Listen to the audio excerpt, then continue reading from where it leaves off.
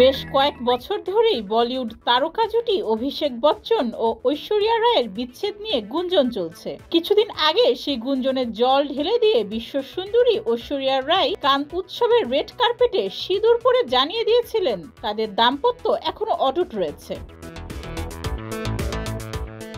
কিন্তু গতকাল ইনস্টাগ্রামে অভিষেকের রহস্যময় পোস্ট ঘিরে আবার নতুন করে আলোচনা শুরু হয়েছে। অনেকে বলছেন অভিষেক ঐশ্বরিয়ার মধ্যে ফের দাম্পত্য কলহ শুরু হয়েছে। ইনস্টাগ্রাম পোস্টে অভিষেক লিখেছেন, আমি একবার হারিয়ে যেতে চাই, ভিড়ের মাঝে ফের নিজেকে খুঁজে পেতে চাই। আমার কাছে যা ছিল তার সব কাছের মানুষজনদের দিয়ে দিয়েছি, এখন কিছুটা সময় নিজের জন্য রাখতে চাই। এরপর প্রশ্ন ওঠে, ফের কি ঐশ্বরিয়ার সঙ্গে দাম্পত্য ভাঙতে চলেছে অভিষেকের?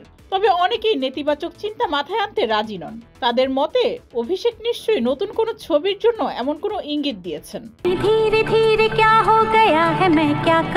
গত বছর আম্বানিদের বিয়ের আসর থেকে শুরু হয় অভিষেক ঐশ্বরিয়া দম্পতির বিয়ের গুঞ্জন। সেই বিয়ের আসরে আলাদাভাবে প্রবেশ করেছিলেন দুইজন। এরপর দীর্ঘদিন একসঙ্গে দেখা যায়নি অভিষেক ঐশ্বরিয়াকে। কিন্তু কিছুদিন আগে কান চলচ্চিত্র উৎসবে সমস্ত জল্পনা ধুয়ে মুছে সাফ করে দিয়েছিলেন তিনি। সাদা শাড়ির সঙ্গে সিঁথিতে লাল সিঁদুর পরে দেখা যায় তাকে। ডেস্ক রিপোর্ট, যুগের চিন্তা।